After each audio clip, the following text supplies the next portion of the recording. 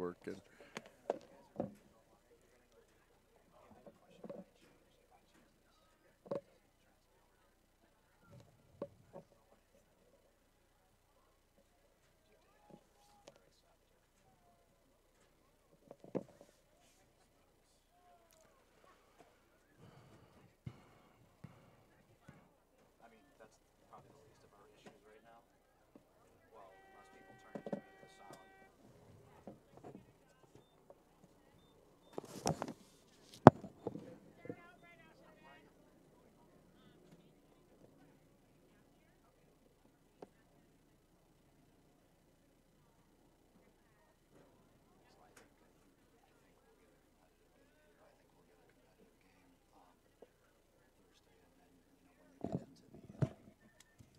We got the schedule on there somewhere.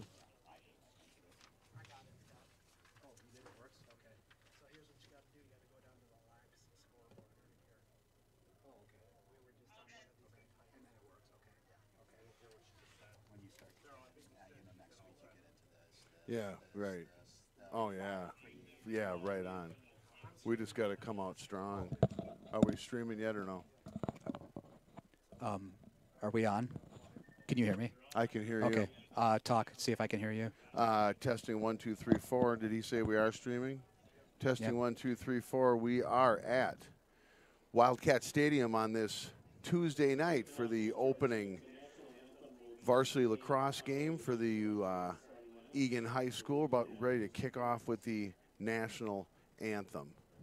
Once again, good evening, ladies and gentlemen. On behalf of Independent School District 186, we welcome you to Eagan High School.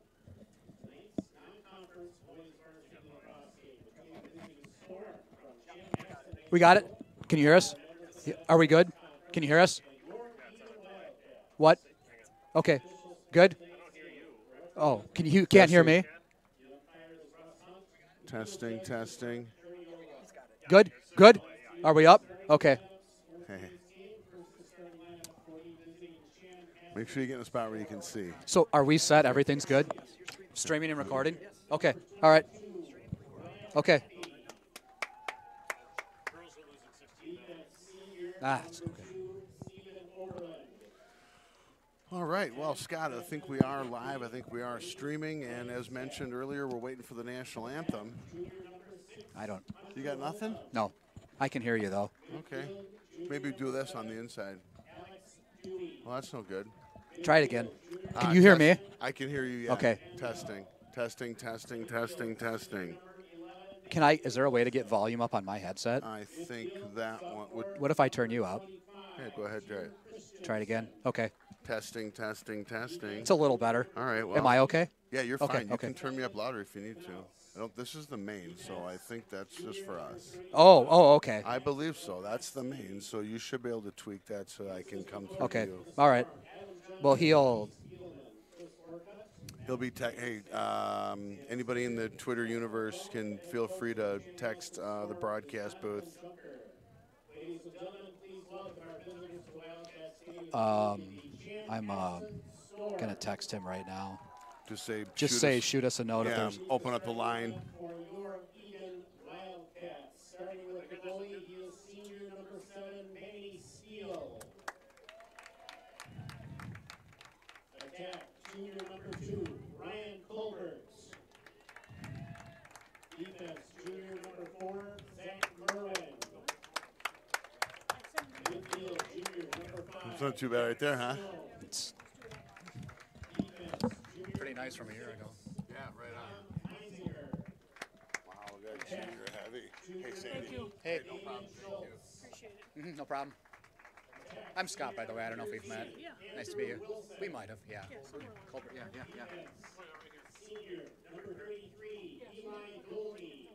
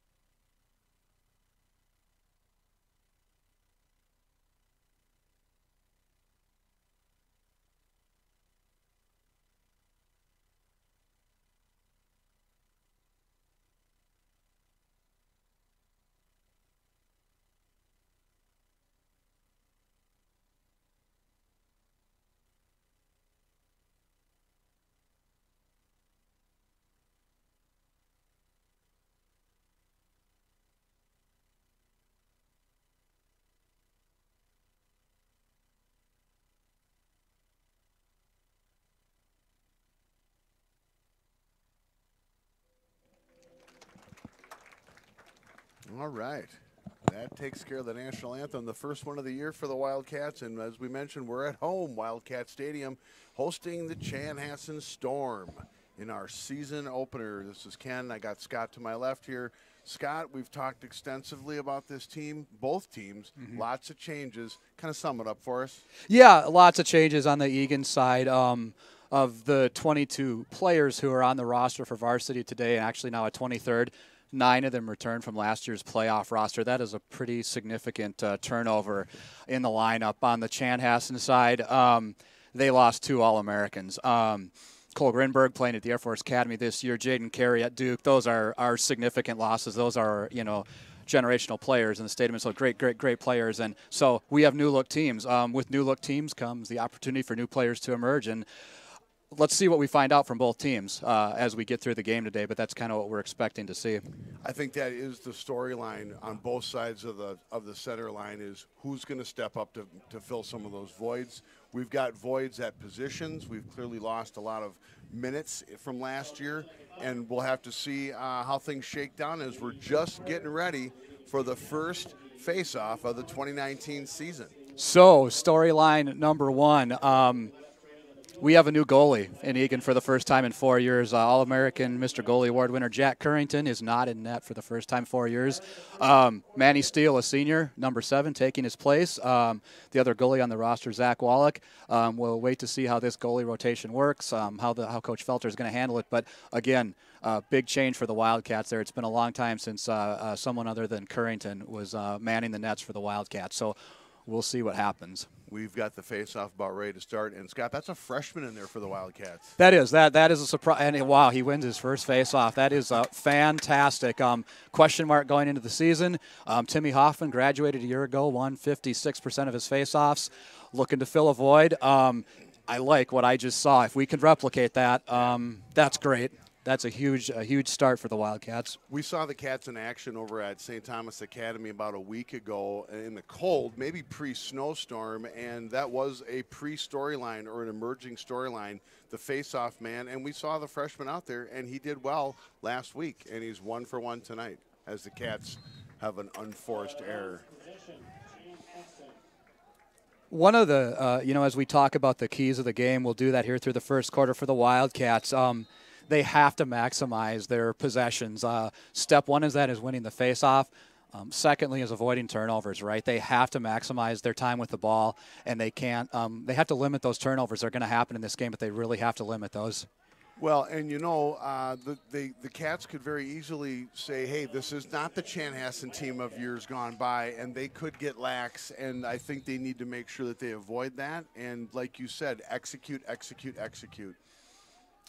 Number 5, Jack Stone, moving the ball up the field. As we work through the year, the guy's got wheels and he can eat up turf. And you just saw how quickly he moved from an inbounds 30 yards one side of midfield and quickly got to midfield, got a touch.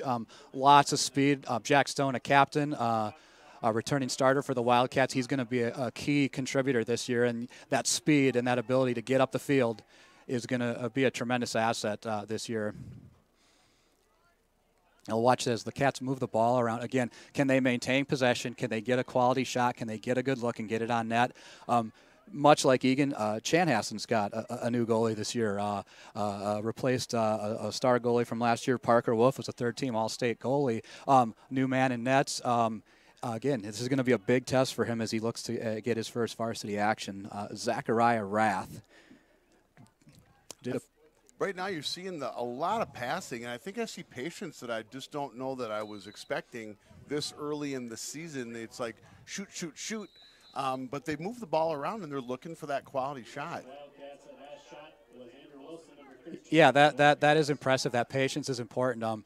There's a tendency to shoot quick, particularly in this offense. But, again, maximizing those possessions. Got to make the shots count early and build a lead. Again, there's Jack Stone. Look at that quick first step. Again, nice-looking shot there, picked up by Damian Schultz. Ooh, couldn't handle that. That was I'm not sure if that pass wasn't intended for the point a little bit further out, but if he would have got it just outside the crease, it would have been kind of a point-blank shot. Yeah, it was Tanner Whips. Just had a little trouble picking that up. As Chanhassen transitions into the offensive zone. That's number 6, Hunter Holtcomb, who was one of the captains for Chanhassen. He last year was an attackman. 19 goals, 7 assists. A really nice season for a sophomore. He's a junior this year. Controls the ball. That's picked up by Soren. Oh, almost picked up. Again, opportunity to win a ground ball and couldn't get it done. That's going to be critical, too, as we move through the game this evening. Yeah, there was some swarming defense over there. Oh. Again, an opportunity to pick up a ground ball. We couldn't get quite our sticks on it. That's, boy, another key to the game I was going to talk about on the defensive side to minimize topside shots, but the second part of that was win ground balls and get possession back. And we've had 2 opportunities here to get possession back and haven't capitalized on that. And our grass was kind of suspect until almost game time, and it's holding up nicely, so that probably isn't a factor. It's just, maybe the first game jitters. Yep. I was a little bit on the field before the game. I would describe it, the soil, as a little wet, but the playing surface was firm. So it shouldn't be as much of an issue as we thought. Right. All right, Chanhassen maintains. All right. There we go. That's what we need to see. Soren Thrall picks up that ground ball and moves it up the field. Again, critical to get that ground ball win and get possession and move it up. Soren's going to walk it into the time box, check and get the ball off to Damian Schultz. Oh.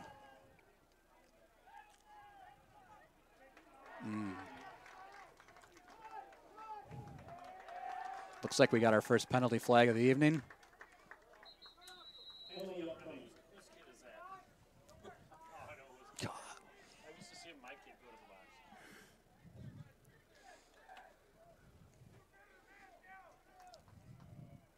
Looks like it is against the Wildcats.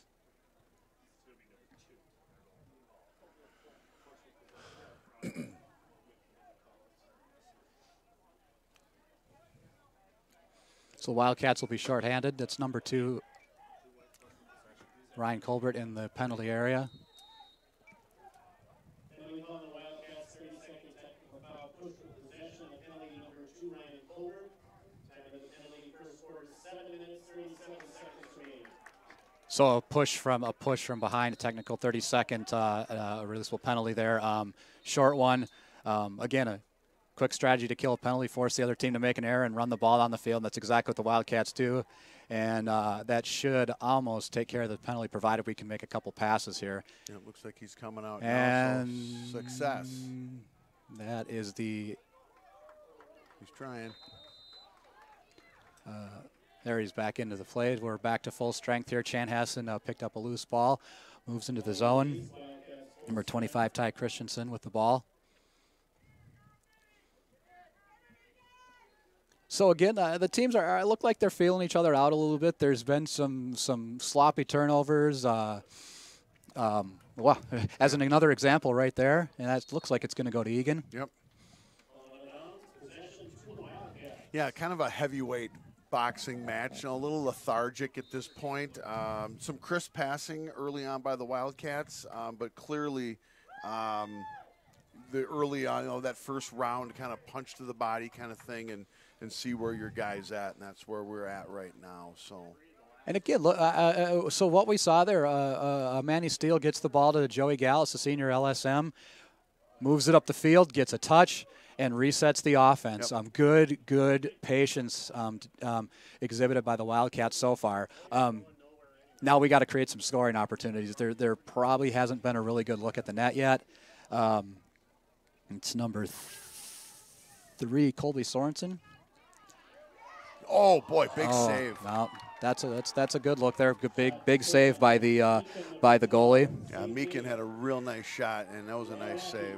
Nice save by Zachariah Rath, the 11th grade junior goalie in his first varsity start. Hey, you know what? I'll take that look though. Absolutely. That was a pretty good quality shot. Good ball movement to set up the shot.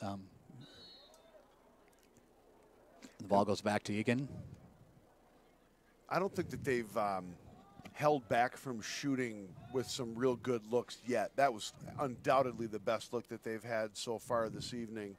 But they're just being good and patient. And Damian behind the net, he found Meekin just a minute ago, and that's kind of where that came from. There's our first goal of the night. All right. Number 2, Ryan Colbert with the feed from Damian, I believe. Damian and Drew Wilson. And Drew Wilson. Let's talk about, we don't have the luxury of instant replay here. What set that up? Damian Schultz in the exposition took the ball behind the net. He drew 2 defenders with him. A quick pass to the outside to Wilson and a quick pass across the field creates, again, those high percentage shot and a scoring opportunity for the Wildcats. I think that as this season progresses, we're going to be saying Damian Schultz's name and double teaming and pulling defenders with him. That is going to create opportunities for other players on this team. Yeah, those are 2 real quick passes, and the pulls and the people in the box were like their heads were on a swivel because it was one to the next to the next. And here we go with another face-off. Boy, I tell you, it's still on the ground, but so far so good. And there's the Cats come up with it. Hey, you know, it wasn't pretty, but we have possession. Our freshman face-off specialist. This is good. This is encouraging, right? Again, not a pretty win, but Wildcats have the ball, and that's what we need. Talking about some of Chanhassen's keys to the game. Number 1, contain Drew Wilson and Damian Schultz. And what you saw setting up that last goal was an attempt there for that. How do you – nice shot. Drew Wilson, nice move there, just creating a shot. Again, let's just continue with that theme is you got to contain those 2. And contain is the word. You can't stop or slow them down. They've been involved now in both goals. That was a tremendous lacrosse play, a tremendous athletic play by Drew, getting in a position top side to get a good shot. For those in the viewing audience that don't know Drew, will play for Long Island University. Next year he's committed. That's a Division I institution, and you saw that's Division I ability right there, right creating a scoring opportunity on your own and getting off a tremendous shot. So fantastic lacrosse play. Well done, 2-0 Cats. Just over 4 minutes left in the first.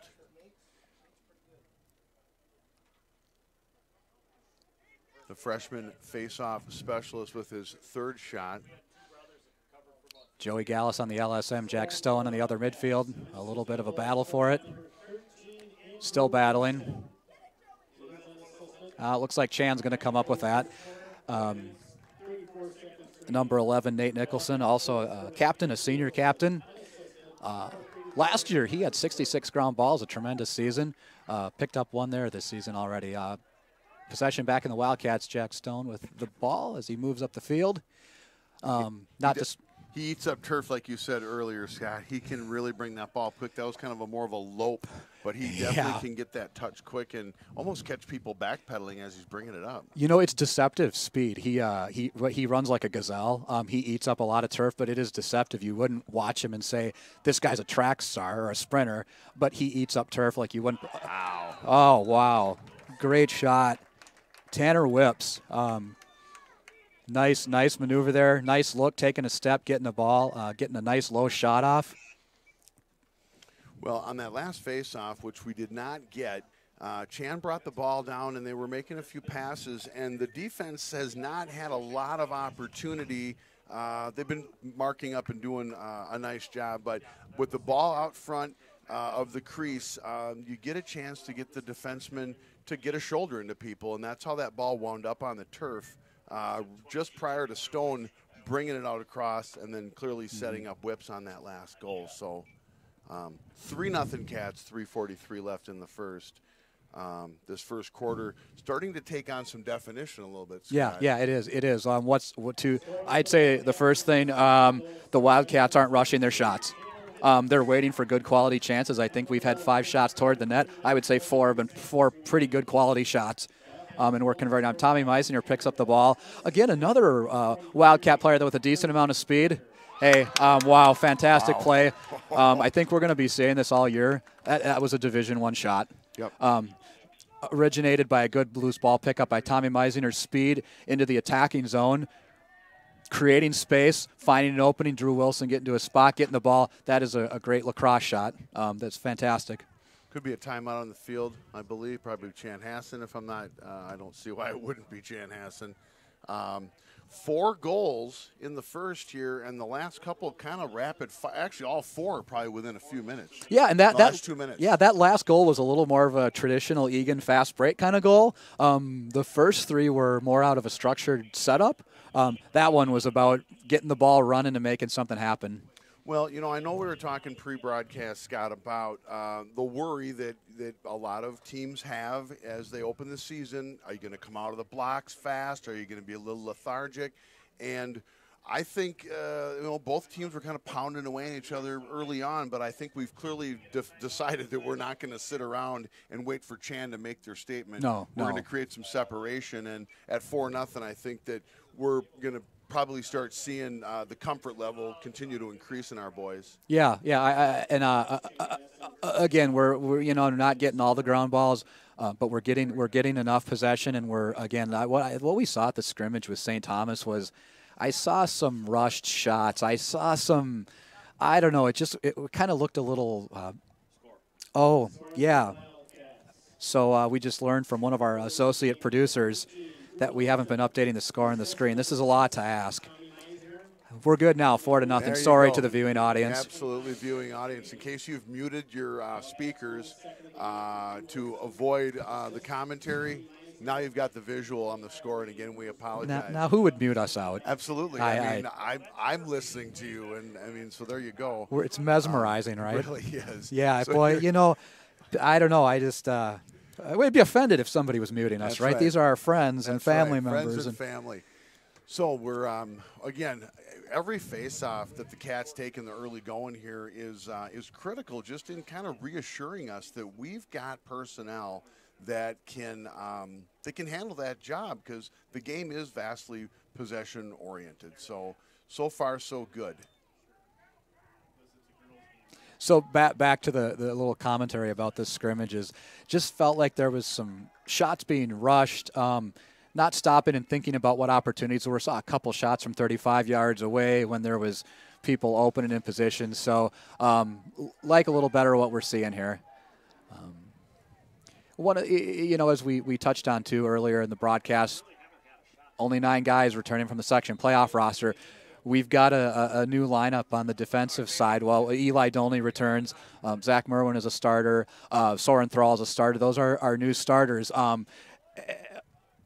As we watch this week and next week and the season progress, how they're gonna develop and grow into their role as varsity players. So we'll certainly want to keep an eye on that. They've kind of kept Chan at bay right now. I again have a one shot that Chan produced. Again, it wasn't of the greatest quality, so something to keep an eye on. Well, we've clearly had possession, so as they get a chance to set up, we'll be able to see what they can do as far as moving. And with that shot right there, not a real high percentage shot. But you get looks, you're going to get goals. Yeah, I think I don't. So that was Vincent Manuel, number 10. Again, he got some playing time last year. Scored 12 goals, 5 assists.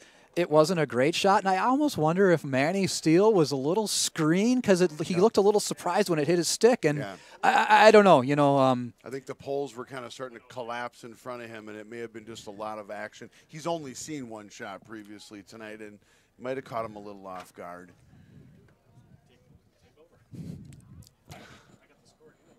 Oh. 4-1 Wildcats here as we're going to wind down quarter one here shortly. Last 2 possessions, face-offs went to the Storm. Clean face-off win there for Nate Nicholson, the senior captain for Chanhassen. First clean win for him of the day. Oh, but nice step up in anticipation there. That was number 22, Tanner Whips, with that play. He tried to find Drew Wilson over on the left. And just a little bit off the Eagan mark. Maintains possession.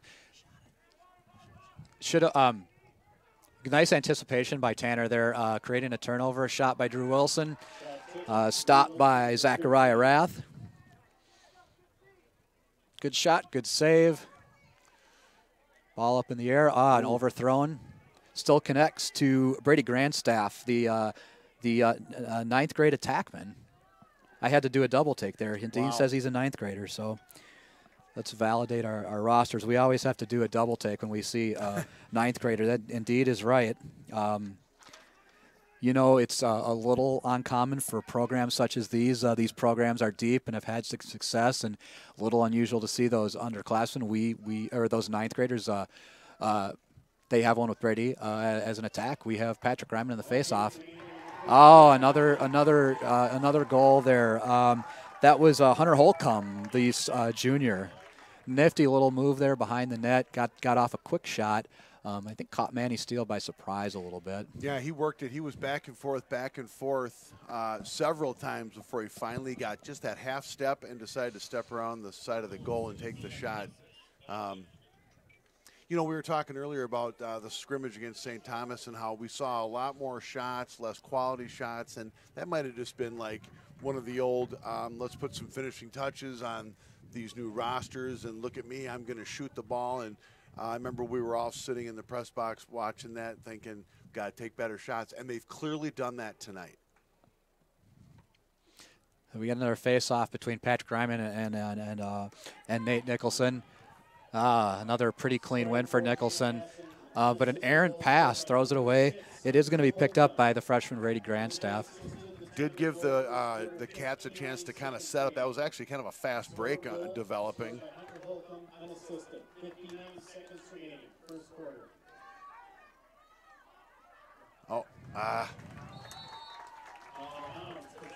So Eagan forced turnover, got possession, then kind of gave the ball away there. Again, back to one of our points or themes of the game here is, again, force the turnover, get the ground ball, get possession, and move up the field and to capitalize off of those turnovers, if not with a goal, with some prolonged possession. So, yeah, don't turn it over. I think that as the pole was trying to move it up, he was getting some static. He didn't see any outlets, and he thought he saw something that just clearly wasn't there. Blake White, the sophomore midfielder, brings the ball in, distributes it to Alex DeWay, the junior midfielder. And a shot ripped wide by Vincent Manuel. Yeah, a quality shot. Yep, absolutely.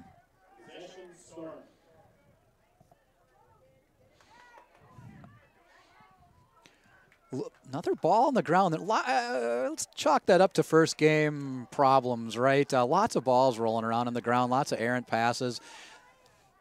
And clearly everyone's having trouble picking it up because it's still on the ground. Yeah, and it's the first quarter.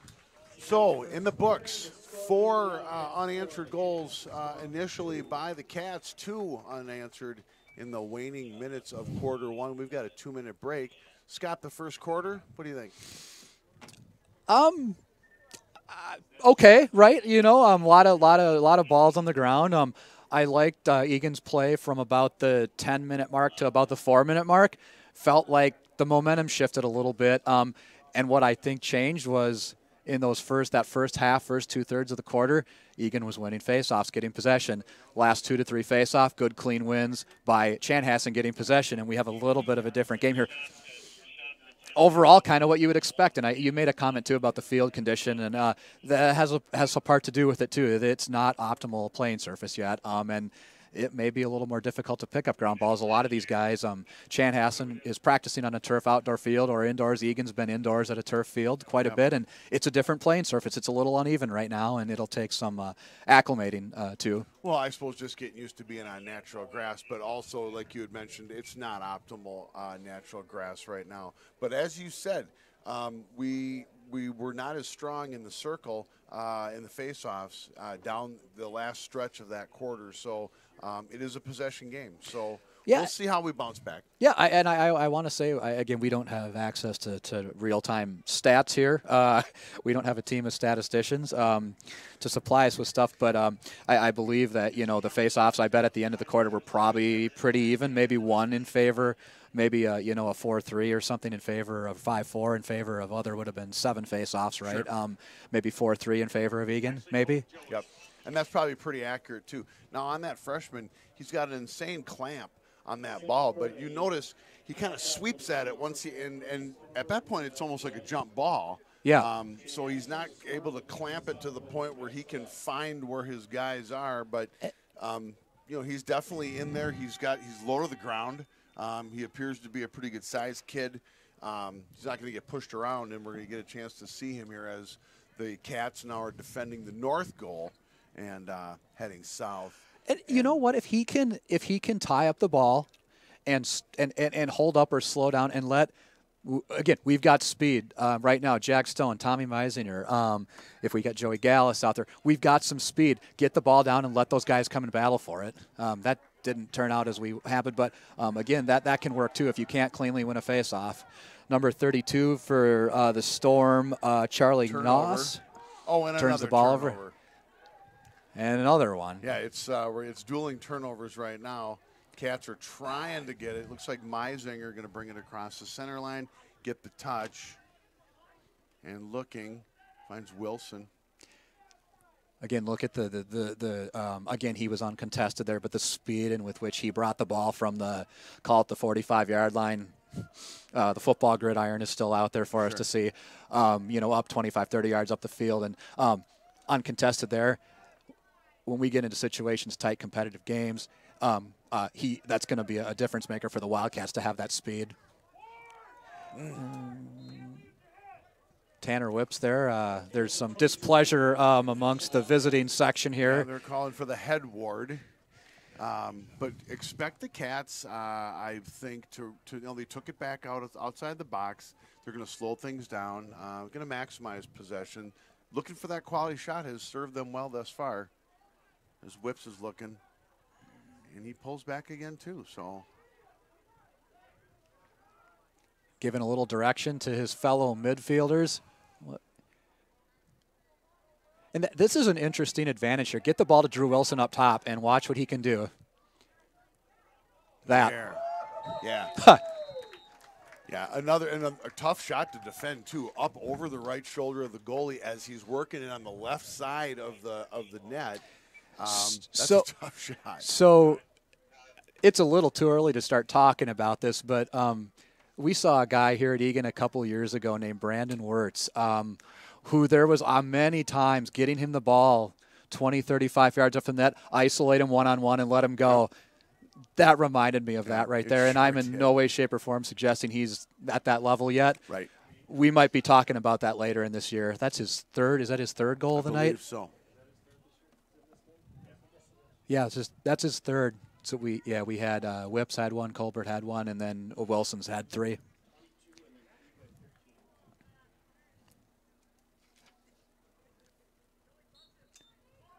That's gonna. So Nate Nicholson wins that draw pretty clean.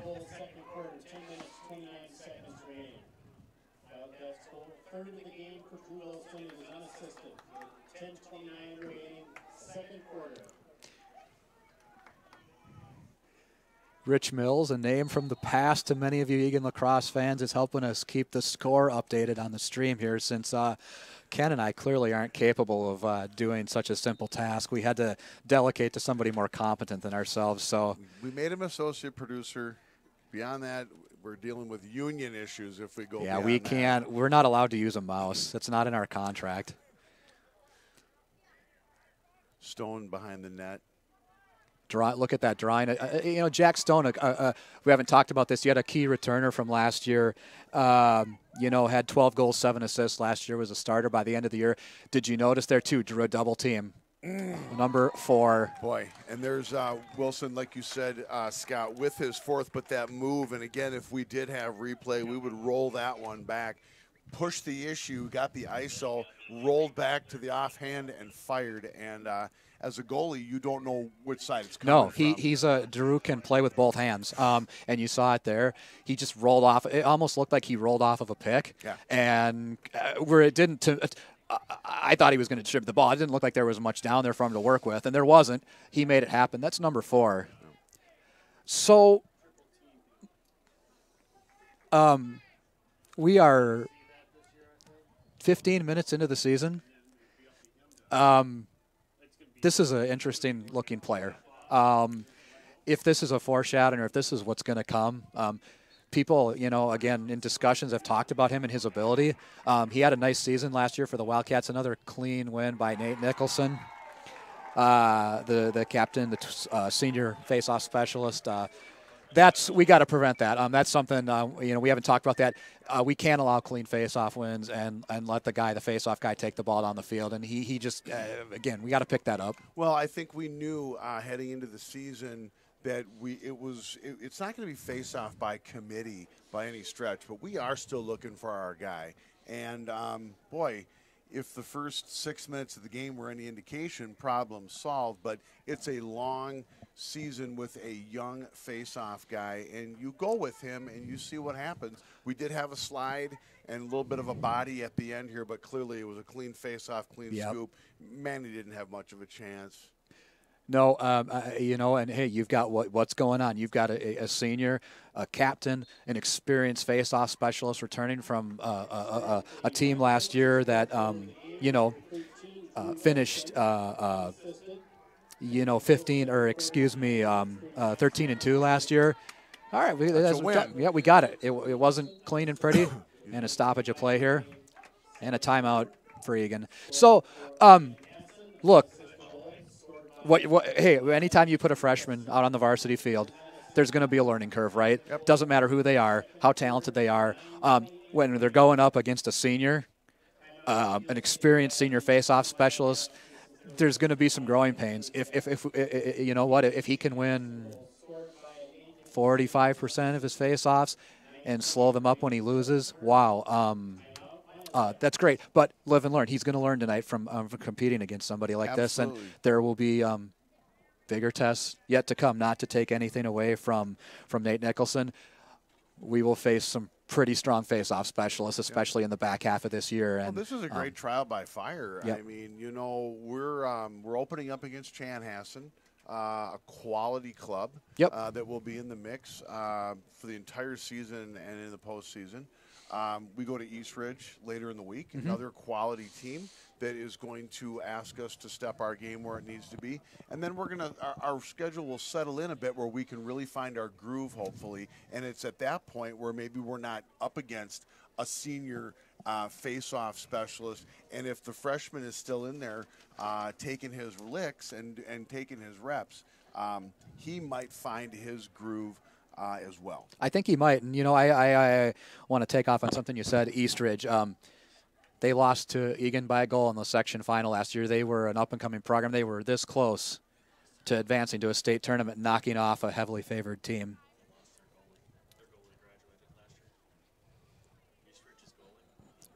Oh, okay. Yeah, well, and as our associate producer just pointed out, East Ridge, like a lot of these clubs that were one of them, graduating key players. So the goalie from East Ridge is off and on to other things after having graduated. Just another storyline that we'll explore over the next 48 hours and try to bring you some interesting commentary pertinent to that for Thursday's broadcast. I think and we'll talk about this as we lead up to the broadcast Thursday, but East Ridge is going to be gunning for Eagan. Clearly. There's some revenge on their mind, and it's going to be a tough game for the Wildcats. The East Ridge did lose some graduation, got some players coming back. It's emotionally, it's a test. Can you respond to a team that is up for you, gunning for you, out to get you? And a lot of teams on Eagan's schedule will, but this is going to be a big early test to see how the Wildcats respond at East Ridge's stadium. And, we're understanding there could be some inclement weather too, rain, colder weather, so those are adverse conditions. Our boys are used to, with some of the success we've had in the past, I think they're used to always having that target on their back. But as you mentioned, this is a little different situation in us having beaten them in the section final last year, and they're a good team. So this will be a great test in the weather. There's a lot of things, a lot of moving parts to that game. Yep, absolutely. Kind of an anemic shot on goal there as Schultz was kind of being assaulted from all directions. Real easy save for the Storm goalie. Cleared near midfield, and they're trying to work it across. Don't know where the counter is, but they might have a failure to advance almost. If not, well done. Well done. Eagan ball. Colby Sorensen brings it into the box. Looking to make a little move here, setting up a little dodge, maybe backs up a little bit. You wonder, you got a lot of talented underclassmen on this Eagan team as well, sophomores, juniors, and you want them to feel comfortable firing away, but right now the battle plan has seemingly been move it around and get it into the hands of a couple guys that are, yeah, that was, not sure if Diffley was being kind of checked in the kidneys on that one. That ball kind of went for, it was like a field goal. Yeah, I trying to loft it into Damian Schultz. Oh, Thought we were going to have an easy one there for Matthew Verbeck, and he couldn't get a handle on it. I think maybe he was thinking about his celebration or something. But when they come, when they're that easy, and got away from us there. That was Cal Davis, the junior midfielder. Was in position, got a loose ball, and that's a tough ask for the goalie there in a one-on-one. It is. I think the Cats got caught wildly out of position because there was like bing, bing, bing of passes to guys that were like in their own area codes. So back to a 2-goal game here. 7.5 minutes left in the half. Cats up by 2, 6-4. Probably hovering just a little under the, right around 40 or so % with the face-offs, and we kind of keep visiting that because it's such a big storyline. I don't, you know, particularly over the first 3 to 4 weeks of the season, how we walk away from that. That was Robbie Otto, the junior, taking a face-off, and that's going to be a penalty on Cole Gibson, I believe. So Robbie Otto, the junior, getting in there to take a face-off. Well, it's not a one-man show. The job has not been, you know, we don't have that guy. We're by committee. They'll push each other. They'll converse. They'll discuss. The position will be adequately dealt with, but probably by 2 or 3 guys. Yeah, and I think we're going to be talking about this for the immediate future. I'd like to believe and hope that come mid to late May it's resolved, and we're talking about this, but I kind of think in the immediate future we're going to be, and it's going to be a big theme. That was a great play, a nice pickoff there by the Eli Dolney, number 33, the senior. Nice pass too, kind of a little shovel pass, and oh boy. And Egan's running. Oh boy. All right, Colbert maintains possession, and that ball kind of got away from everybody there real quickly. So now we went into a fast break. We lost possession. We regained it. I like this. We slow it down, regroup. Let's understand what the idea was there. There we go. That's a good-looking shot. Wow. And Drew Wilson. With his 5th. Yeah, boy, nice look there. We slowed down. We moved the ball up top. Chanhassen had completely forgotten about our number 13 over there, picked up by our midi, and great pass, great feed across the field, and a nice conversion. You know, right before that play got rolling, they actually had a series of passes that brought the ball right outside the crease. They brought it back up to the point. It got on the ground, and then the next 2 passes are what led to Wilson's 5th goal of the night. Yeah, 7-4 Cats. Again, a ground ball win, 2 good passes, and conversion. That's what we want to do, right? Well, how timely too. I mean, we just go down a man, and you're already kind of like helping yourself kill that penalty. Yep, yeah. With these. All right, Cats on the false move. Stone getting the touch.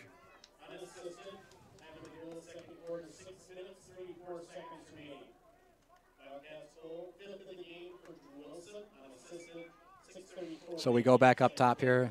Tanner Whips moving it around. Cole Gibson out of the penalty area, back in the game. And here we got another little isolation. Yeah. Drew Wilson, 13 on 13. That's Aiden Erickson trying to slow him up a little bit there. Oh, boy, big save. Hey, that was a nice save there by Zachariah Rath. Yeah, high-quality shot by, I believe, Whips. Yep. So if you're Zachariah Rath, your team's down 7-4. He's made 3 or 4 pretty big saves, Absolutely. right? He's the difference between a 9-4 game. Yeah. He's made a couple of 3 big stops. That one right just ahead of us here. Yeah, it's a 3-goal game heading in, getting close to the half right now. But boy, it's a pretty evenly matched game. I mean, I think we've probably controlled the ball more. But look, we're apt to slowing it down. we're apt to setting it up and looking for the quality shot as Whips is trying to create some space. Oh, offhand. Tanner Whips put it in. Switches Nifty, in front of him nifty. for a ground ball, shot, and goal. Again, what I like the individual effort. I like the high-quality shot there. That's a good shooting lane. That's a decent angle into the net. You know, sometimes you'll see some guys take some shots that maybe aren't necessarily at the right place, at the right angle. That one's pretty decent, right? And he converts, right? Well, you know, we've got a couple guys that have done really well in the isolation, and that's a perfect example is Whips pushed it, and then dropped his stick down and kind of danced around himself. And, you know, that's a tough shot from 5 feet outside the crease. I think another, you know, thing that will be Nate Nicholson wins that one again. Unassisted. Time of the goal. Second quarter. 5 minutes, 18 seconds remaining. This will give Chanhassen a little bit of a chance to set up here. Change out personnel. That's Vincent Manuel, number 10, with the ball. Junior midfielder waiting for his teammates to realign and reset, get the personnel they want out there as we come under 5 minutes and a half. First time 22 hasn't been worn by a Mills in about 7 years.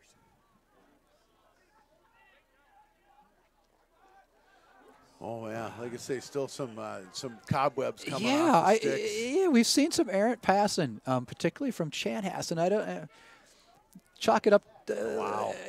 Yeah, chalk it up to first game jitters. I think so.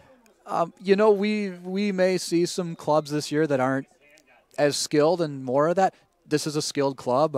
First game jitters. I'm going to chalk it up to that. I bet if we come back and Wow.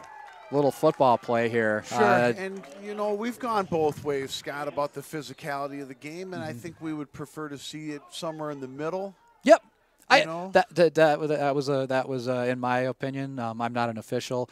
That was a clean body. Yeah, check. That was clean. That was it was a good lacrosse play, right? You hit someone maybe like that in the center of the field, and it looks a little more suspect. But clearly, the guy was playing the body, and he was trying to get him on that line, and he did. Yeah, and you know what? If you're Jack Stone, you know that you're going to try and get up that alley, and hey, 75% of the time, Jack Stone's going to zoom through there, right? That usually is going to work in the Wildcats' favor. He ran out of lane there, but he was doing it. He give him another couple inches on that white stripe, and you know he's through and he's running. So, you know, stoppage of play. I would suspect it is Chanhassen with the timeout, having possession. Maybe try to set something up. 4 minutes left in the half. 8-4 Cats in the home opener. Wildcat Stadium, about 60-some degrees, 55, 56 degrees, you think? Beautiful. Yeah, I would say. Beautiful night. You know, the way the weather works in Minnesota in the springtime, you never know what you're going to get. 4 or 5 days ago, there was snow on the surface here at Wildcat Stadium, and it melted. So here we are. But, yeah, a great night for lacrosse. You know, I see, as I glance out in the car, I see some hoodies. I see some light jackets. You know, I see a few tough guys not wearing any jackets, but a great night for lacrosse.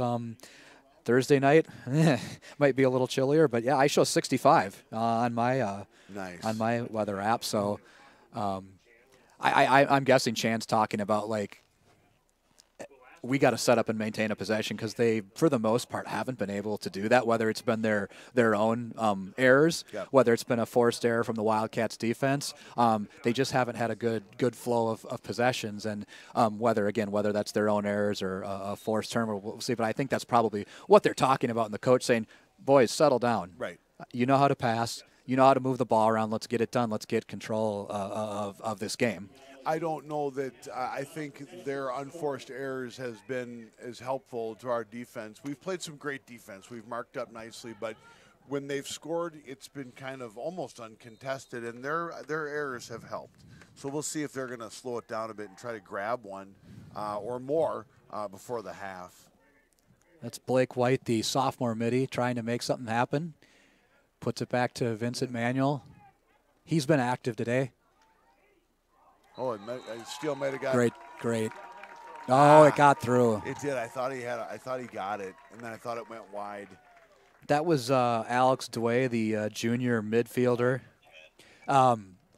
Topside shot, pretty good, uncontested. That's a good look for Chanhassen. Yeah, clearly a nice shooting lane. The Chan guy agrees. Not really sure where these guys are creating such space, because it hasn't been a lot of contested shots. The vast majority of their goals have been, kind of, nice wide open shooting lanes, and the goalie's had his work cut out for him. Because that's the third that's come from about that top side middle, and the defensive coaches out there, don't give up the top side, protect the top side, among other things. And another face-off win by Nicholson. Flag down.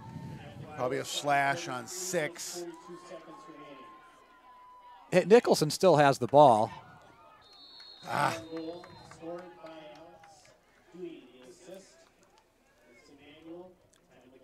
So again, I think that those top side things. It looks like there's just a little schematic thing there to correct. It's correctable at halftime, right? It's just again, learning the flow, learning the process. We got new guys playing together. Some guys playing varsity. We'll get that figured out. Again, Chanhassen has possession again off of a face-off win by Nicholson. They're moving the ball around. Oh, come on. We got another flag down. Looks like that's going to be on Joey Gallus. Joey Gallus. I don't think they'll give him 2 on that. Because I don't think it really made contact with the head. I think it was high. So we're in a man-down situation, but this is the first time Chan's really set up and moved the ball around. Again, Eagan in a man-down situation, and a shot by just wide. Alex Dway. So Tommy's going to get some Meisinger's going to get some company in the box as Gallus comes off, and was it a slash maybe? I don't know. Cross check maybe? Non-releasable. I saw that. Oh, because he. That hurts the Wildcats. That's a 2-minute non-releasable penalty. Again, head contact. That's a no-no. Nice stop there by Manny. Just got a stick on it and drove it wide. So now the Wildcats are in man-down mode. 2 minutes. Chan can score as much as they want, so this is a critical possession. We've got 4 guys out there. We've got 4 poles playing it. We got Thrall Dolney, Cody Rader out on the field, a sophomore defender, and Zach Merwin. So let's see if our deep poles can get it done here. Get feet moving, get in position, limit those shots. Oh, nice save by Manny, I believe. Yep. Rader had a nice chance to make a ground ball pickup, but boy, your heart's pounding away, and you're really up against the gun with the non-releasable penalty. They're working that shot off to their right-handed offensive side. You can see it. They want to go that way. Well, they're certainly keeping him on the purse. Rader again, and he's got a big body. Yeah, he's a big, strong, long arms, athletic kid. He's in space. He's creating the initial turnover. Next step, capitalize and win the ground ball. That was a nifty turnaround there. That was Hunter Holcomb, the junior attackman. Again, a nice player, had a nice year last year for the Storm. 19 goals last season in the regular season. 8-6, Cats by 2. So we get Meisinger back out of the penalty. Joey Gallus still in there on that 2-minute on the releasable. So we've got some work to do here. And boy, if you're the Storm and you pick up another goal here and you walk out of here 8-7 at halftime. Yeah, after the half that they kind of had. Yeah, you're feeling, even at 8-6, I think you're feeling pretty good about this, because it feels like there's a little shift in the momentum here right Clearly. now. The Wildcats came out strong, and what did we get? Was it a 4-0 lead, right? We got a big face-off here. Max Meekin in the circle for the Cats. Scoring for Chanhassen, his second goal of the game, number 6, Hunter Holcomb. An assistant, time of the goal, second quarter, 1 minute 46 All right. I don't exactly know when Gallus hit the box, but he's got some time left, I'm sure.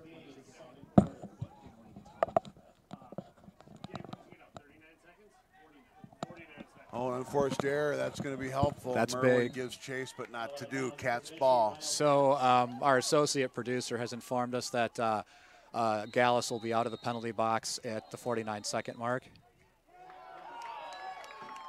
Oh, boy, oh, boy, oh, boy. I didn't quite see what happened there. Meakin just kind of fumbled the ball. Again, We did. This is a huge, wow, possession. And oh, by the way, the Wildcats have 17 seconds of penalty left to kill. Yeah, they do. I have a feeling though that they're not pleased with these turn of events, but I don't know if they're pushing the panic button. We are in the midst of an unreleasable penalty. Right. So we were 2 men down, now we're a man down, and we're closing in on killing that off.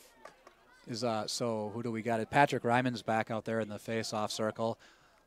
Looks like they're moving the face-off to a new location. The existing has been chewed up pretty well again. But bound to happen with field conditions like this early in the year, so we'll move it a few feet to the side. Hey, these next 17 seconds are big, and yep, tie them up.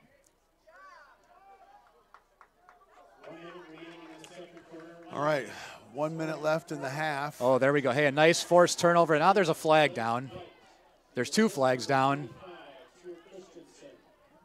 Schultz hung onto that ball on the turf. He's heading. There's another flag down. And a goal. No, see, they whistled that dead. I think I saw 3 flags. I think there's going to be 1 on Eagan. I think there's 1 on Chan. At least. The officials are talking about what's going on now.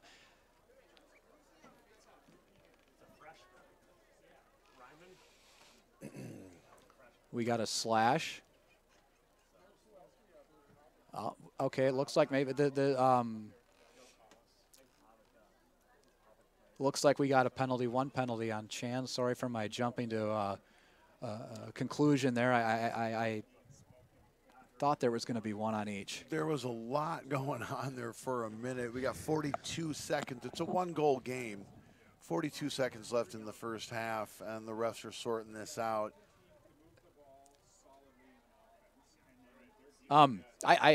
Big opportunity for the Wildcats here. If you could get 1 back and go in up 2.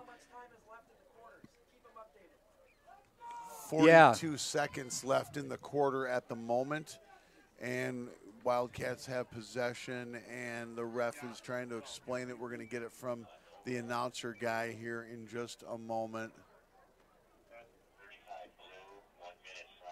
35 for Chanhassen, 1 minute stat. That's Max Lakowski, the junior defenseman. And number 41 for the Chanhassen. Number 41. Also a slash. We don't have a... So the Cats have a 2-man advantage effectively for the rest of the half. Yeah, basically, you're right. No goal because the ball, they did lose possession and briefly before the... So this is a scenario, 42 seconds left, you're up 2 guys. You can't waste the shot here. You can't waste the possession. You got to have a really good look before you put that ball on goal. You got to be pretty confident it's going to win. You don't want to turn the ball over here and give up this chance. That'll work. Yep, that stays in our favor. It does. The thought here is, Ken, is don't throw it in the goalie's stomach or at the goalie's stick. It's either out of bounds or it's in the back of the net. Jack Stone up top.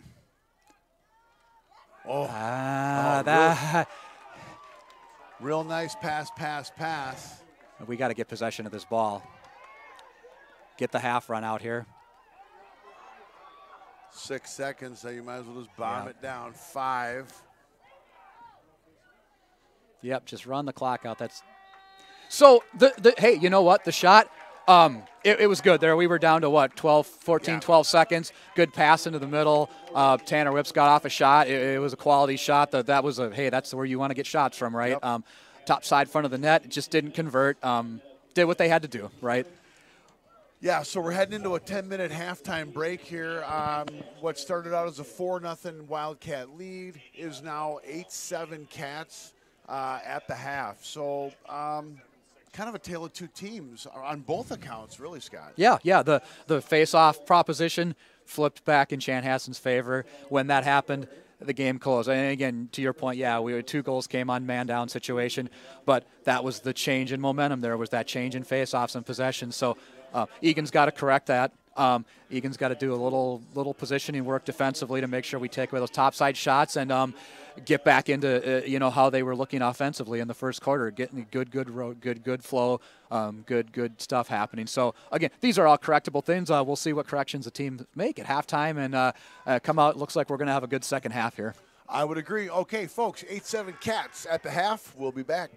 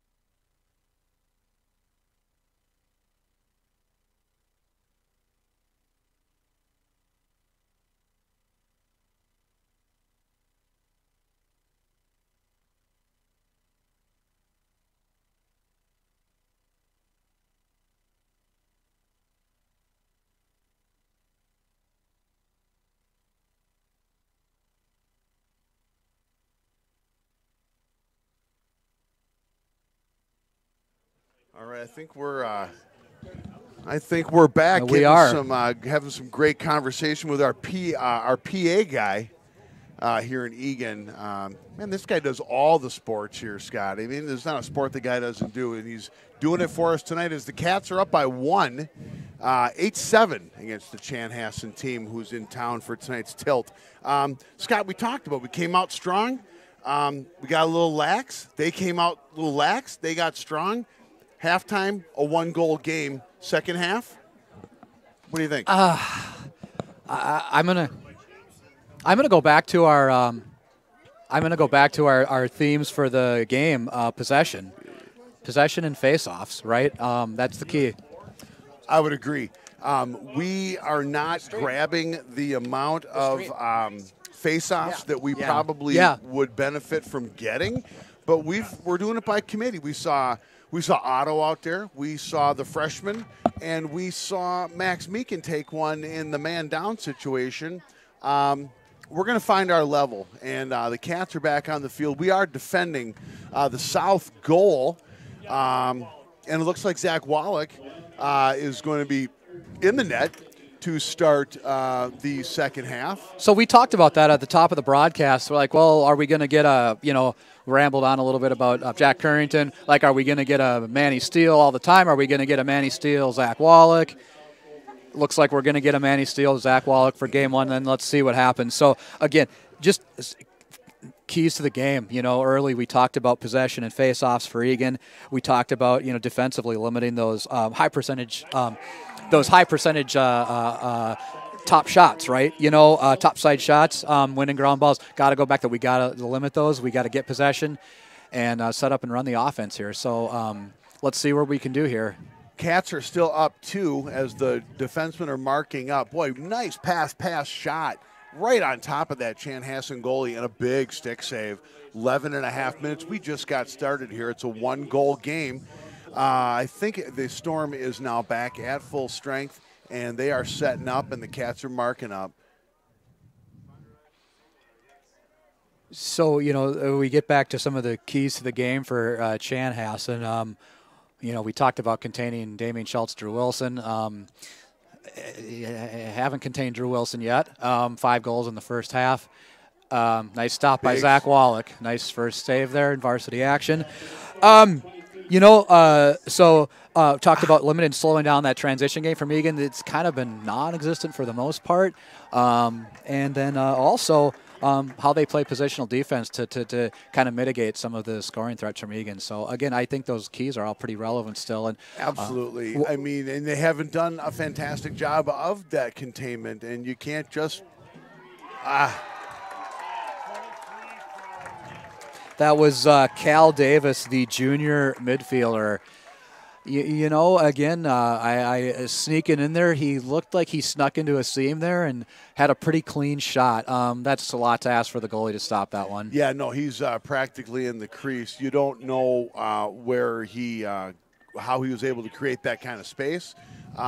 Again, we were talking as we were coming up the steps here to the box. I don't necessarily think that the halftime demeanor on the Wildcats side was that of panic. It was, hey, guys, you've had a nice half. You let Chan play their game, and we're 8-7 now. Of course, we're 8-8.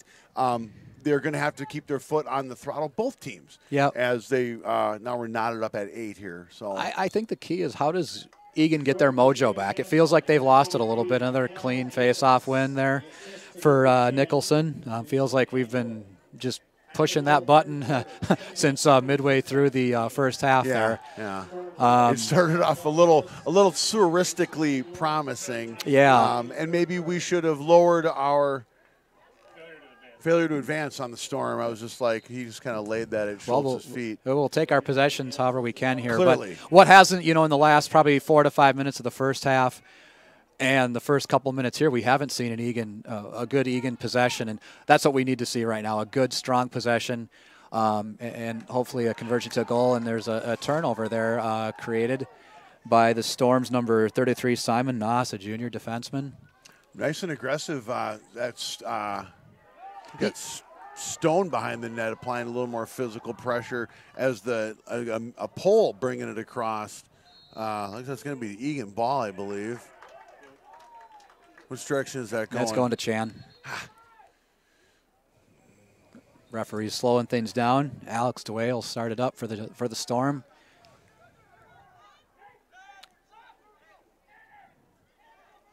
So this is a big possession here. Eagan needs to get this ball back, win a ground ball, force a turnover, and get that ball up on the offensive end and run their offense and make something happen. Create a little momentum change in this game. Chan slowing it down. It's number 20, Blake White. He's got a goal earlier in the game. They're just patiently moving the ball around, almost as if they're waiting for a little bit of a breakdown to create an opening. Yeah, I think that's a good observation because they're not just coming, they are waiting, and there you go. We're going to get a penalty there on Eagan. Yeah, right to the head, maybe 55. That's Soren Thrall. Yeah, I mean, he was playing good and physical right in there, and that was more clearly not intentional. Just little. Been a number of penalties on the Wildcats in this game. Yeah, slash on Thrall, 1 minute. We have been down, Scott. Yeah. We've been in a man-down situation a lot.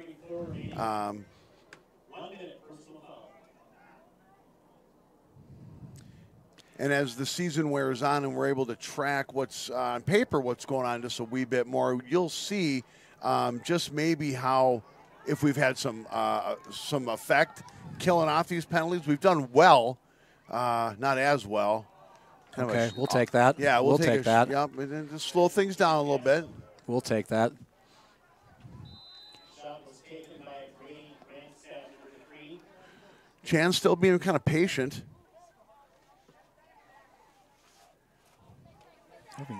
Force that turnover There there. you go. Now Yep. we got to win that ground ball. Yeah, we really do. And you'll take it any way you There can. you go.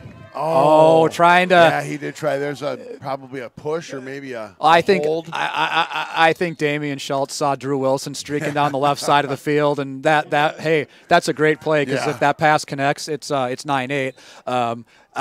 Good attempt to make a play though. I mean, he was trying to. There was 2-3 guys hovering around him. He tried to make a play and just didn't work out the way we want. We're at about we're 7:44 remaining in the third quarter. We're about a third of the way through. 25 for the 45. Storm. Oh, I'm sorry, 45. A slash, but it was clearly a goal-saving penalty. Yep, absolutely. You talk about it because if Damian hits Wilson, yes, it's likely a goal. Yep. Oh, okay, thank you. Well, this is going to give the Wildcats a chance to set up and get a possession, which they need here. So let's see what they can do as they work the ball around. Yeah, we have not been man up as much as we've been man down. Yeah, it feels like that. We've been on the short side. Shot there by Drew Wilson, just a little wide. You can't argue his shots have hit the money. No. Yeah, he's earning the proverbial paycheck tonight. Let's see what we got here. Let's see if we can get a good one. Damian Schultz behind the net from the X. Looking. There's another shot from about that same spot.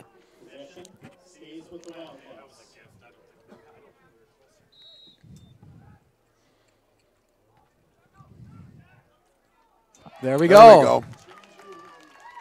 That's Colbert. With the feed from Damian Schultz. Good look there.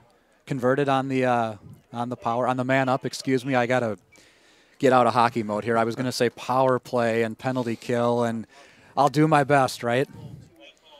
The Cats did find 3 quality shots on that possession, and when you miss and you maintain possession, you set it up again, and Damian found Colbert for the goal. Yeah, great look. Hey, I think over the course of the season, we're going to talk about the advantage that a Damian Schultz gives you, and it might not per se show up on the stat sheet how you want to see it, but the role he played on that power play, the possession, the setting up, the patience, Drew Wilson got a couple good looks. Ryan Colbert with the eventual goal had a nice look and a good feed, and you can't put a value. You can't put a value on that, and that's going to be something that will help this team as we move through the season. No, he undoubtedly had eyes on the back of his head. He was seeing pretty much every one of his teammates and where they were as the Storm are kind of pushing the issue here, bringing it back on top. That was a good offensive man-up possession for the Wildcats. Again, back to that patient rhythm, waited for the right opportunity there. But again, now, hey, yeah, that's going to draw a flag. That's going to draw 2 flags. That's going to be on Tanner Whips. Did he not see him and just ran into him? I don't know what advantage that would have provided. It's almost like he just ran into him. Yeah, it did. I think, you know what, the adrenaline gets going, you get excited, and you're amped up, right? When you're out there competing, you're amped up. It seems like this third quarter is moving along a little more quickly. I'm not sure if there's been less stoppage. Yeah, we're 6 minutes remaining, 9-8 Cats, 22 Whips taking a seat.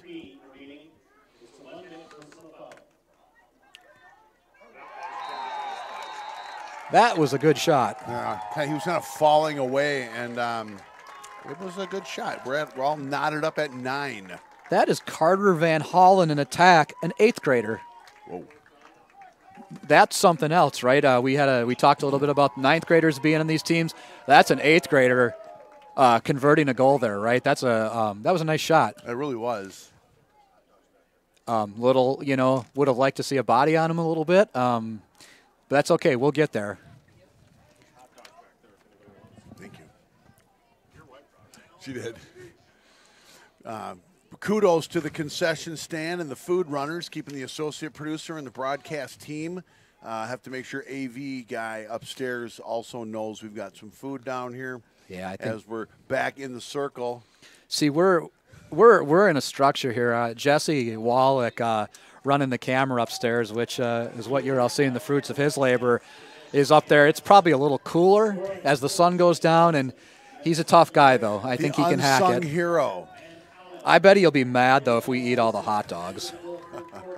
Well, he's staying warm. When you grow your hair out nice and thick, it keeps your scalp warm, and it traps the heat in. So he should be fine as the Storm are trying to work it in again. Donley up top with the defense. Looks like it's Donley, Thrall, and Merwin out there. The starting 3. A bounce shot, and Wallach may have got the stick on a good hustle. Cats ball. All right, Donley got the stick out. Oh, boy. Okay, we got to be a little careful. Hey, yeah. You know what? Right now for that, I like our dead grass or our not quite greened up grass to slow that down a little bit. That compressed kind of mud that it is right now slowed that down. So we'll take it. Cole Gibson was able to reel it in, and if I'm not mistaken, he might still have. No, looks like Whips might have it on the high side. I'm not sure. I can't find the ball. There we go. Yeah, no, he's got it down low. Whips has got it down low. He's moving around, looking for an opportunity. Pass across to Gibson. We got a flag down. We'll see what that's all about. That's going to be on Chan. Too many guys on defense. Too many guys on defense. Oh, okay. Hey, we'll take it. But let's get set up here. Let's see what we can do.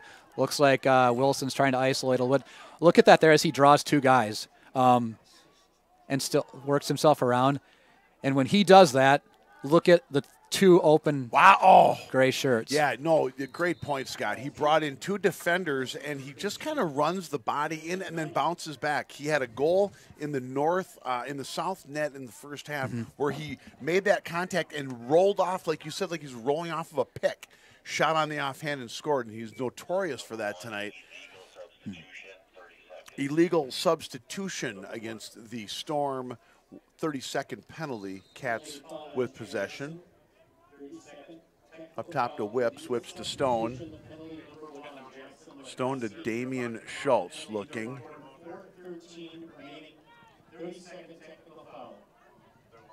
I see that, yeah.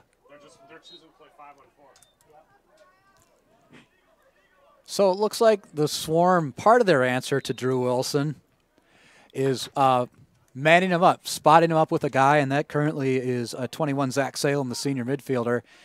There's a wow. Yeah, go ahead and do that because you create an opening, and that's Tanner Whips answering the call. Yeah, Whips. That's his third goal tonight, I believe. He had a nice look up to the slot, and everyone's head turned, broadcast booth included, and then he looked back to the net and fired a really, really rifle-like shot.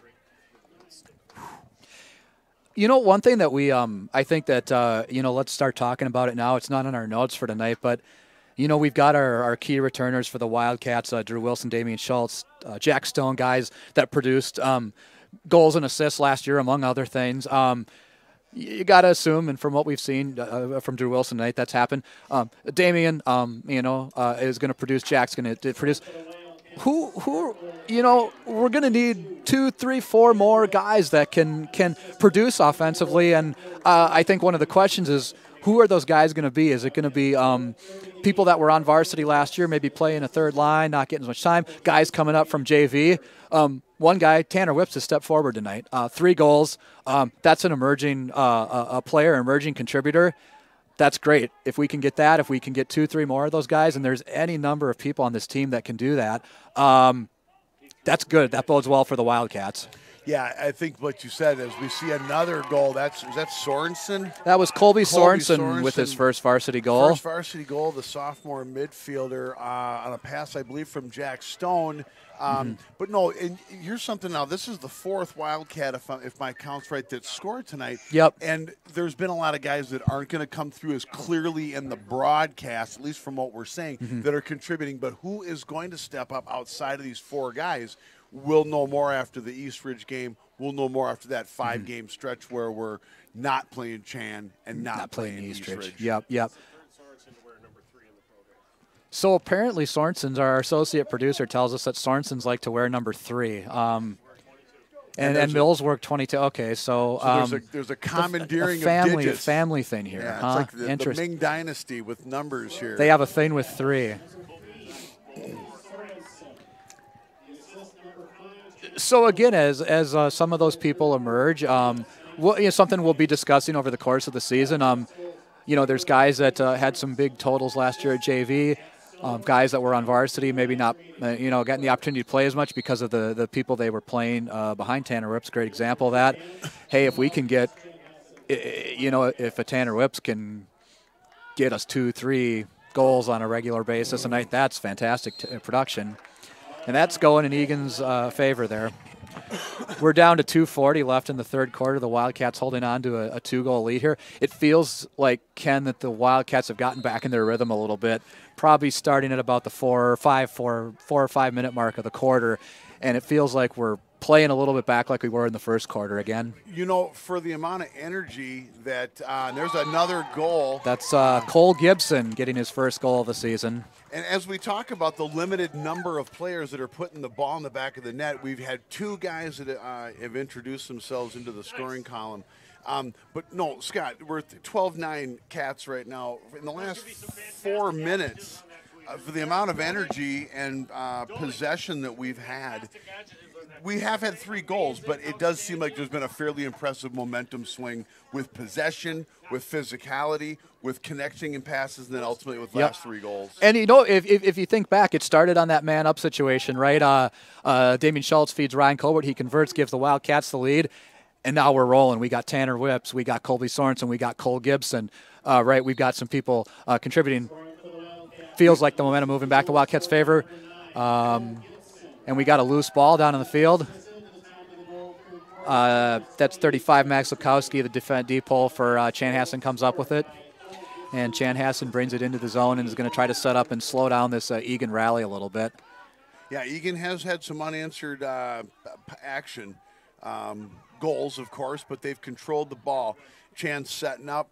The Cats are marking up, and we'll see what happens here. I think this is what Chanhassen wants. They want to slow the game down.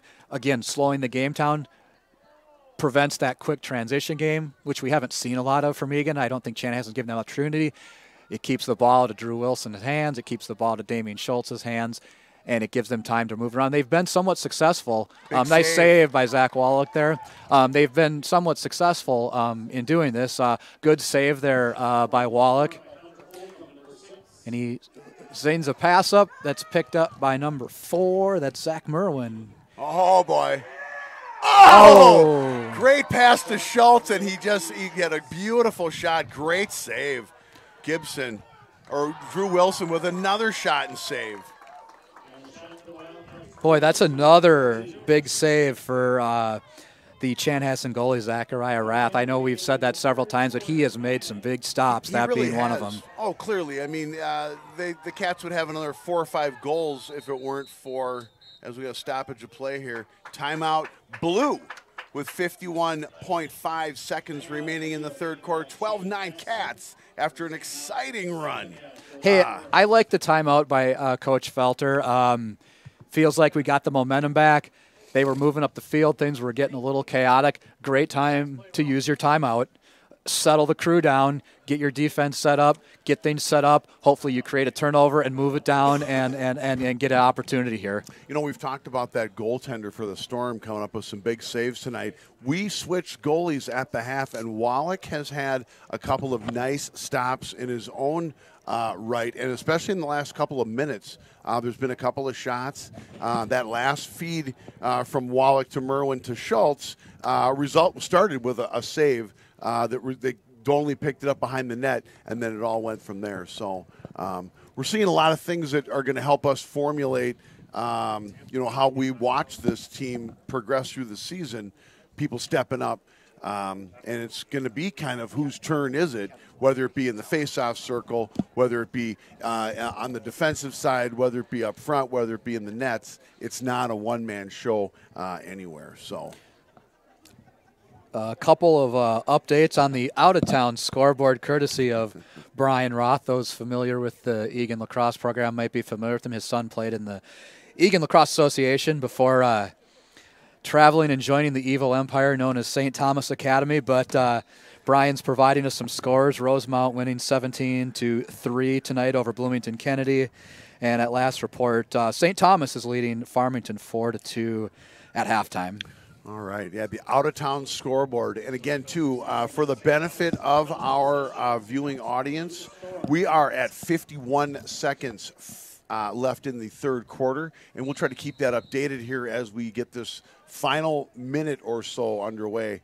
The Storm with possession, bringing it across, full strength, and there's a little bit of there's some open space there that I thought they were going to try to take advantage of, but they're slowing it down, and they are trying to set it up again here as we're down to about 30 seconds left. Chan with possession. Boy, you want to see a stop here, Ken. You really want to see a stop. So a nice shot. I think had it been on the goal, Wallach would have easily cleaned it up. It was a little wide. I think he was hoping that our pole would have been back there for possession, but Chan maintains with 19 seconds remaining in the half. Some strong defense out of Soren Thrall behind the net. Working it up front. That's Dolnley marking up. If they can keep it on the perimeter here. Here's 8 seconds remaining. Looking that's for the shot. Vincent Manuel. We've called his name before. He's looking to get a clean 5, shot. Down to 2. And this is that's Alex DeWay. He nice job. Well, it looks like time ran out on the Storm. It looks like they didn't have a clear communication system letting them know that the scoreboard was running down to 0 because they clearly weren't ready to get a shot. No, they didn't get in a position to make a shot, and even a bad shot is better than no shot. A little puck luck never hurts. So we got 12-9 Cats after 3. I think the Cats probably played their strongest quarter almost. It was a fast quarter, so the time ran pretty consistently, but the Cats also seemed consistent in the pressure that they put on the offensive end of the field, and they seemed to do every aspect of their game was consistent. It was, yeah. That was a good quarter. We saw some, if those are a result of halftime adjustments, like what we see. They came out, and you're correct. I think they played the best quarter of the game in the third quarter. Now you have a 3-goal lead. That's not safe in lacrosse. You gotta keep coming. You can't let up here. Chanhassen is a team that has shown us they can score. A number of guys, Alex DeWay, Vincent Manuel, right? These guys have some nice shots. We saw the 8th grader Collar Van Hollen with a great look, Brady Grandstaff. They've got some guys that can shoot and make things happen, particularly as they get close to net. You can't let up here. You got to keep pushing, and you got to keep the energy and the momentum up and finish this off, right? No, I would agree. I think there was no panic at halftime. It was a couple of minor, very competently conveyed adjustments as Wallach is between the pipes with Merwin, Rader, and I believe it could be Donley. Yeah, that's Donley, Eli Donley out there, number 33. So you got Cody Rader, Zach Merwin, and Eli Donley in front of Wallach. The rest of the got our freshmen in the face-off circle. We got 12 minutes stop time, folks, left in this one. The 3-goal lead by your Eagan Wildcats over the Chanhassen Storm. Beautiful night, low 60s, low wind, field coming in nicely, and here we go.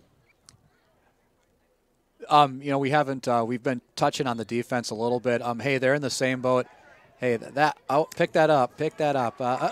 Close. Boy, that's like a half face-off win because he really did a nice job. He just got a little sketchy at the end. Yeah, he couldn't for the ground ball. He couldn't. Yeah, you're absolutely right. He couldn't pick up. He had a clean face-off win. Couldn't pick up the ground ball. It's part of the learning process, right? That's Brady Grandstaff again, the 9th grader. Cody Rader, the sophomore, marked up on him. As Chan slows it down, they're going to work that perimeter game. They need quality shots. They have to maintain possession and look for those quality shots, and we'll see what they've got. If I think back to the game a year ago at Chanhassen, again, a different set of players, right, different dynamics of teams, but Chanhassen was taking a similar approach, even with its high-octane caliber players. Keep possession, keep the ball away from Eagan, and wait patiently for a shot. Nice save by Zach. Eli Donley picks it up.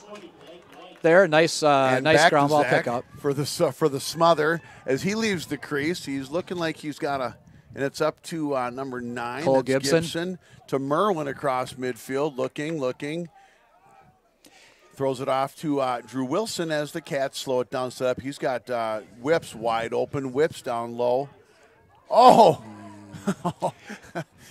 So we got that down low. Ryan Colbert was trying to flip a pass over to Damian Schultz, who would have had a slam dunk of a goal there. Didn't quite work out that way. The D-pole got a flip on or a stick on it. Another big save. And another big save, too, Scott. We can't say this kid's name enough here for the Chanhassen on the goaltending side. Oh, that was huge. That was a big save. Yeah, you don't want to go down one. And time has run pretty consistently here in the fourth quarter. We're down to 10 minutes left in the game. For those in the viewing audience, we're going to keep you apprised as to the time remaining as the Chanhassen Storm are setting up, looking for that elusive shooting lane, which we've kind of collapsed on a little bit.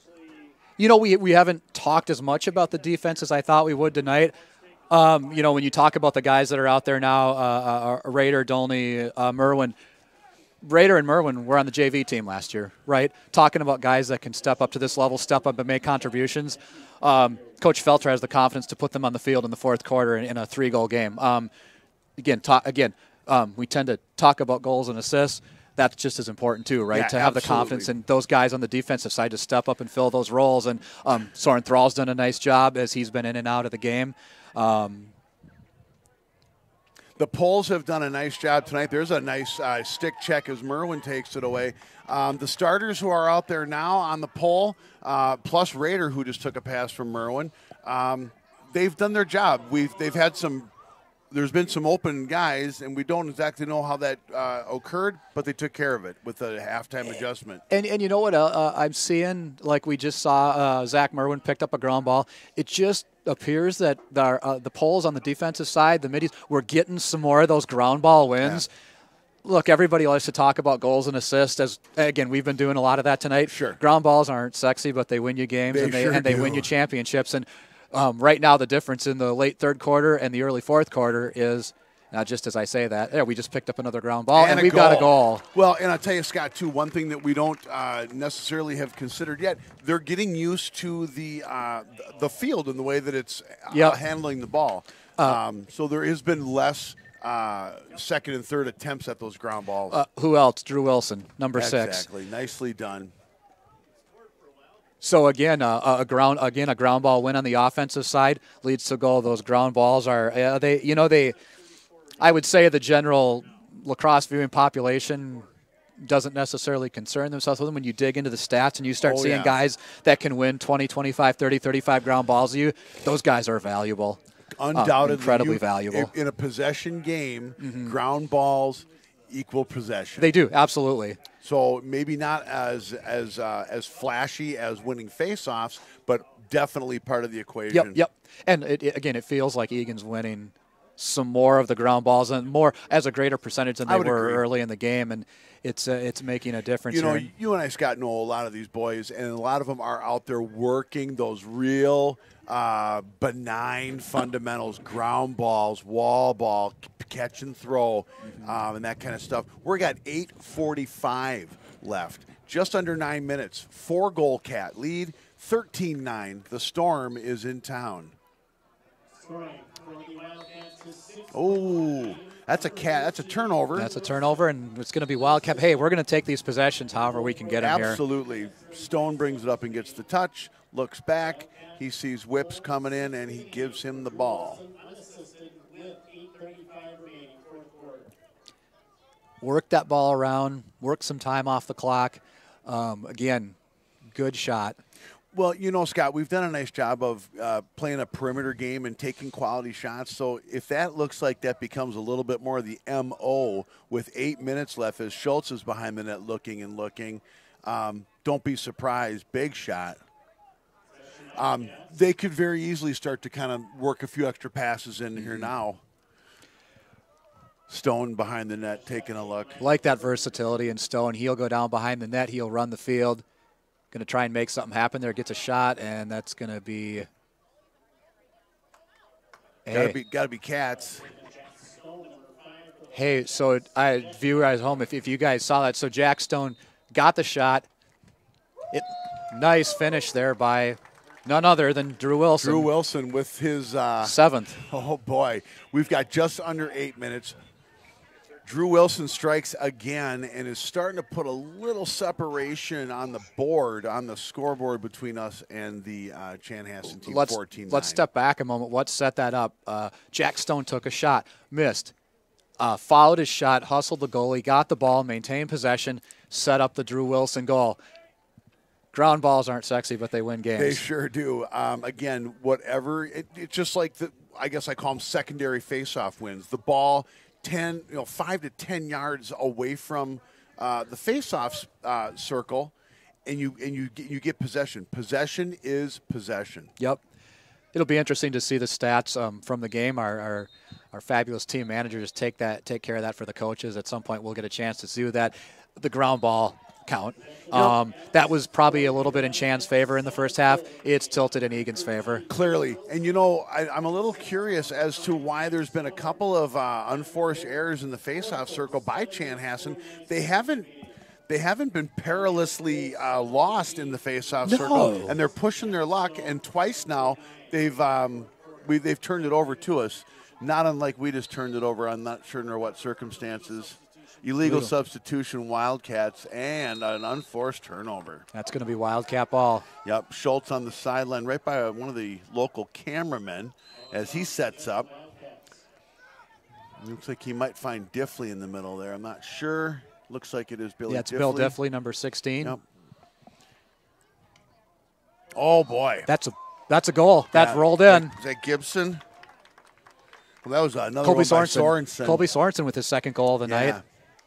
Yeah, that was a tough one. It was a ground ball that went straight up in the air and caught the crossbar. Yeah, it looked like Zachariah Rath was going to be able to stop that, and it just unfortunately kind of rolled behind him.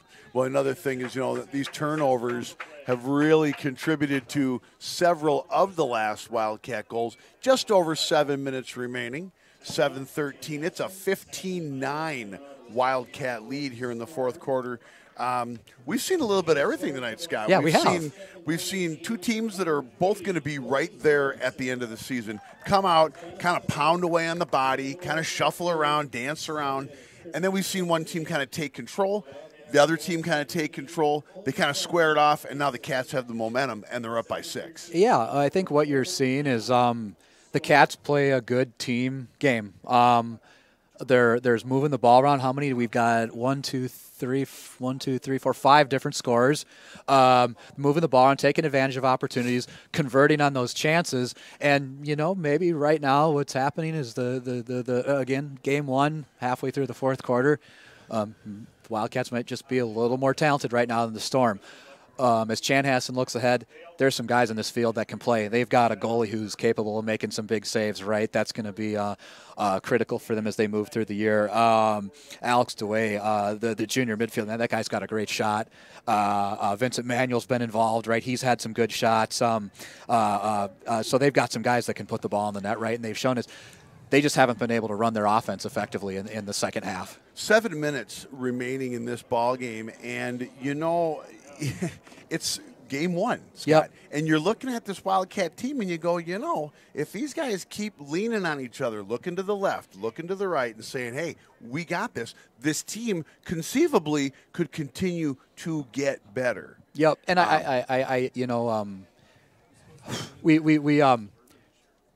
there's some things to work on even after, again, the game's not over yet, first of all. I mean, we've all seen lacrosse games that can move, but let's assume the score holds. You keep this up, you get a nice win.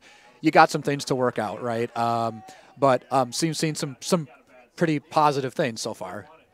Clearly, and at the same time, that said, a few things that will be discussed and worked on. A flag down. Not really sure that anyone's going to be in too much of agreement on that. It's going to be a slash. Yeah, is that going to be on Cody Rader maybe? No, number 11, yeah. Oh, that's Joey Gallus, the LSM. Yep, and then we got flag. Another one. Come on. Hey, we can't this would be our second exercise at 2-man down tonight. Yeah, let's see. It's going to be Gallus, number 11 will go. There was like a scrum on that second one, and I'm sorry, when you're going to send a guy to the sideline and you got a guy carrying the ball towards your goalie, you're going to get guys collapsing on him. So that's a 1-minute slash on Joey Gallus, the LSM. Well, this is going to give Chanhassen a chance to set up, and when they set up and run their offense, they've been pretty effective tonight. They've played good lacrosse. Yep. It's been a tale of two teams that have both had their ups and downs tonight. Yep. The perimeter game has worked for them.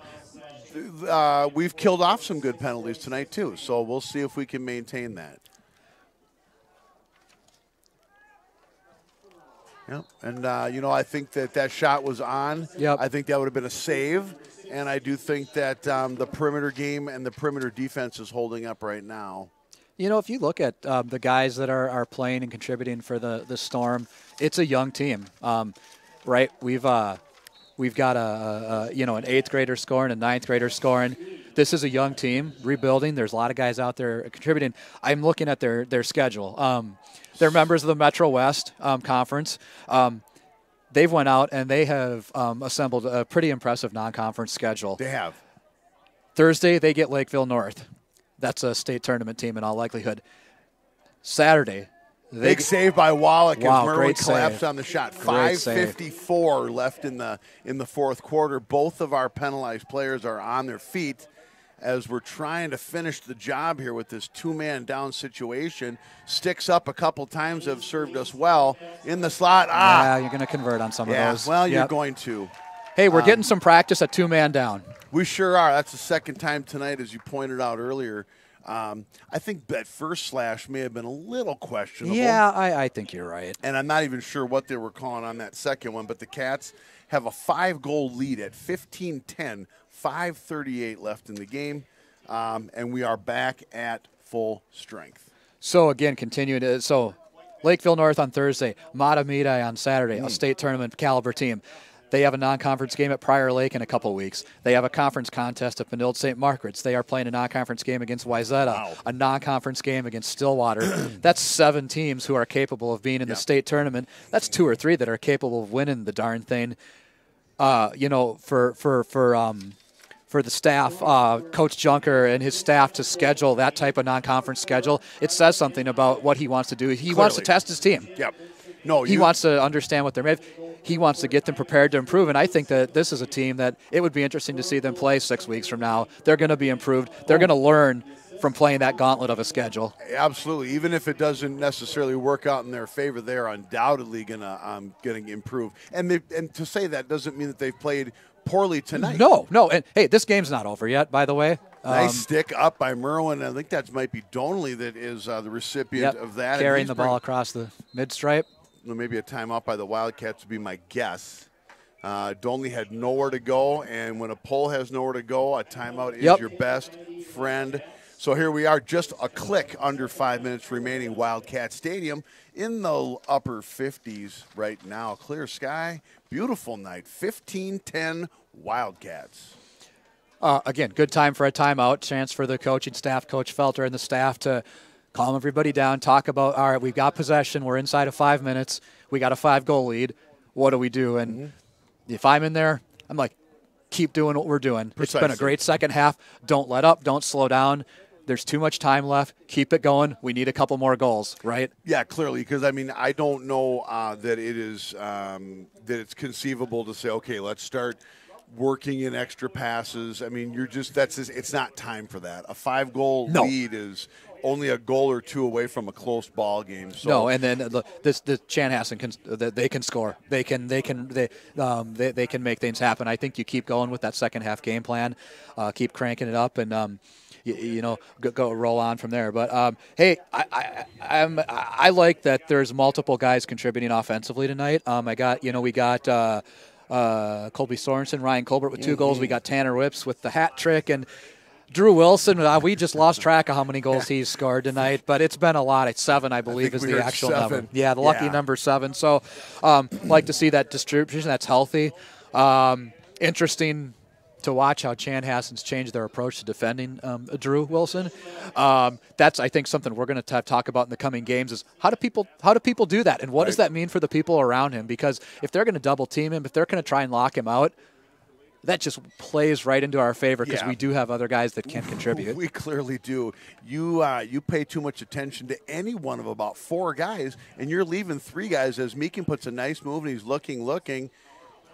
Oh, boy. Oh, no! Yeah. Hey, that's a big save there. It was kind of a pass pickoff, and there could be an unforced error, but the pole did scoop it. Meekin's giving him a headache over there. Yeah, he sure is. Look at that pressure. That's great. Max Meekin, probably one of the best all-around athletes on this team.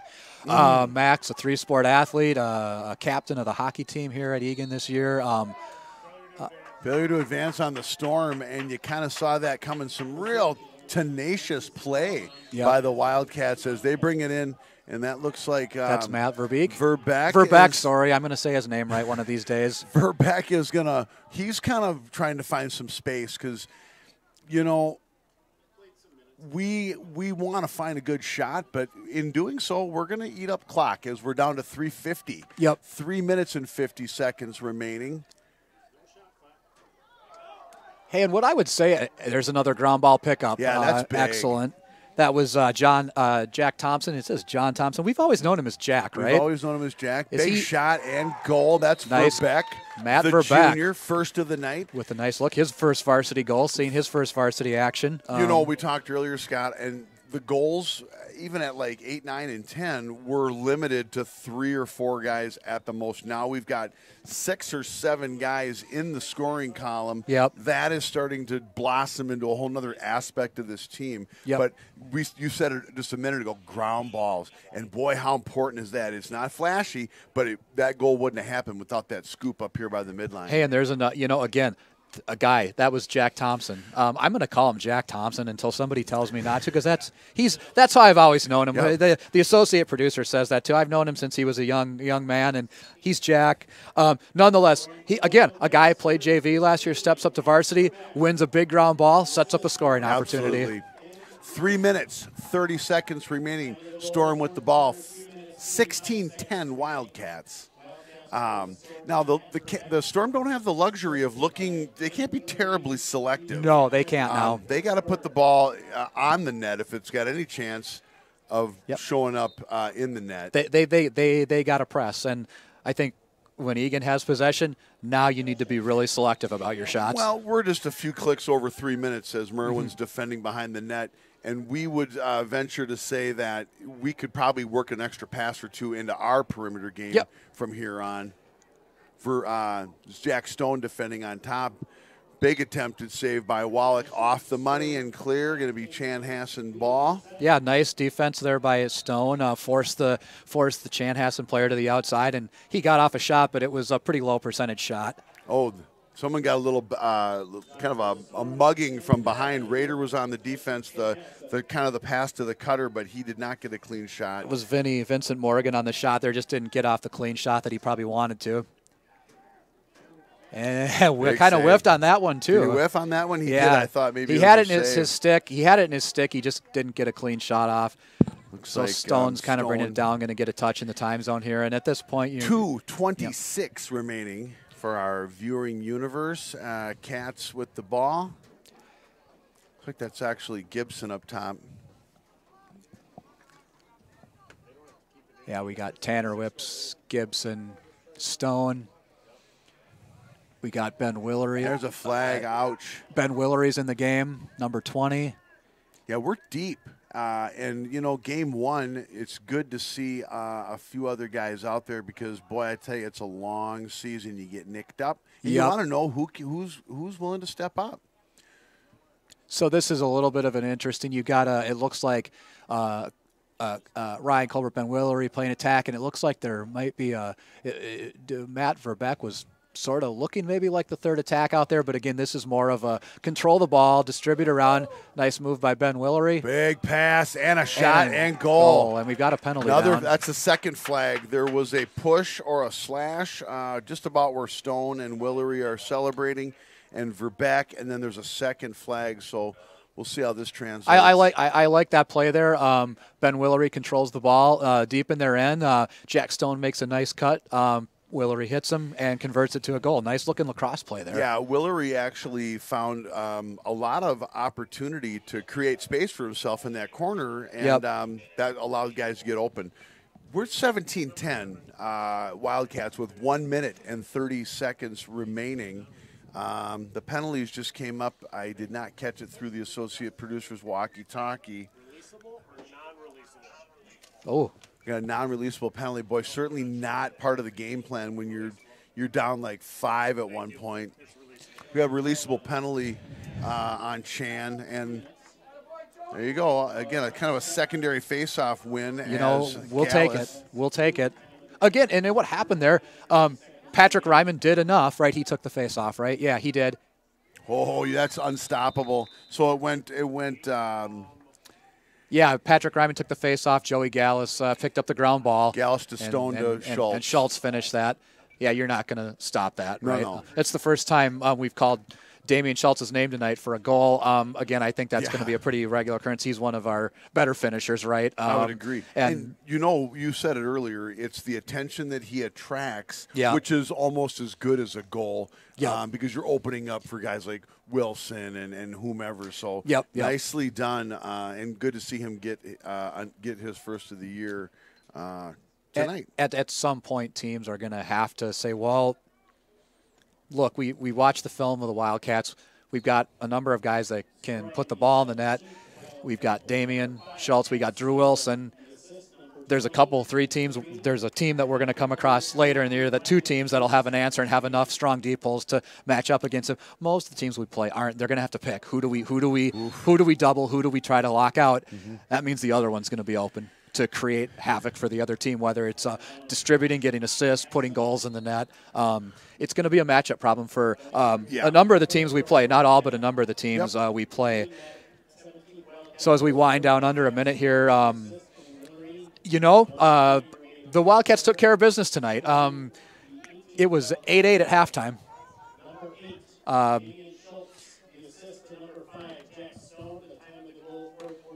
Oh, boy, look at Damian. He's thinking, boy, oh, boy. Yeah. You just don't know where he's going with that. Doesn't it almost look effortless? Like he makes it look way too easy. It kind of does. It was Colbert to Schultz, and Schultz had nothing but real estate between him and the net. There was yellow grass. Brown, if you will, sure. Yeah. And you weren't sure. I mean, he's got such great no-look ability. He's got such great ability to actually pass the ball in any direction. But when he decides to hang on to it, maybe with a little bit of a head shimmy and a shot, it can't be stopped. 19-10 Cats at home in the opener. 35 seconds remaining. Turned out to be a fantastic night weather-wise, and it was a heavyweight prize fight to begin with. It was back and forth and back, and now we've clearly probably controlled the vast majority of the second half, but clearly the fourth quarter. Yeah, and I think at the end of the day, there's a little bit deeper talent on the Eagan side of the ball, and that showed in the second half, right? I did. I would agree 100%, and why we got a little bit of a slower start was probably just part of that pregame, that early game kind of in the season kind of thoughts and jitters. Yep. But we probably match up as well as we possibly can. And a goal from late goal there. Number 5, possibly. I think it was number 6, Hunter Holcomb. Yep, number 6. He scored earlier tonight. 6 seconds remaining. So 19-11. Eastridge Thursday night. Any early intel, Scott? A good test. A good test. Like I said earlier in telecast, they're going to want a little revenge for the section final game last year. We're going to their place. They're going to want to prove something. It's a good test for the Wildcats to understand, hey, they're after us. We got a target on our back. How do we respond to that? We're going to go in 1-0. How do we respond to that pressure? They're going to want that win, and we got to build up on what we did tonight. They did lose some key players, but they have some back, and they're looking to. I think they're looking to make that move into the next echelon of the lacrosse world here in Minnesota, and they emerged at the end of last season, and they're going to look to make that next step, and they're going to come after us. So things that you saw tonight that we're going to have to spend some time on, at least on the chalkboard, over the next 24 to 48 hours to really help us get where we want to be at East Ridge. Ground balls. Yep, yeah. Face-offs. Yep, ground balls did improve in the second half, but yeah, absolutely. The face-offs, that's going to be with us the rest of the year. The goaltending play, I thought that was pretty good. I thought it was pretty. It was beyond adequate tonight. When they put goals in the net that seemed somewhat effortless, we had guys that somehow wound up unaccounted for. Yeah. Whether it was a guy hitting a seam between the middies and the defenseman, whether it was a guy that just rolled out of nowhere. I think that now that we got the butterflies out, we got 6, 7, 8 guys that contributed tonight. We had strong play back by the net. We had strong play in the net. We killed off 2-man down twice. Maybe not 100% where we didn't give up a goal. Yeah. But that's, I think one of them was somewhat unreleasable. They could have just fired away at will. Yep. And, hey, we responded well in the second half. And Thursday night, we'll be back with you. Another Absolutely. test. It's going to be a great game. Might be some rain and some cold weather, but we're going to be toasty warm in Eastridge's press box. Hey, this is Scott and Ken, and thanks for having us, and we'll see y'all from Woodbury Thursday night. Cats win 19-11.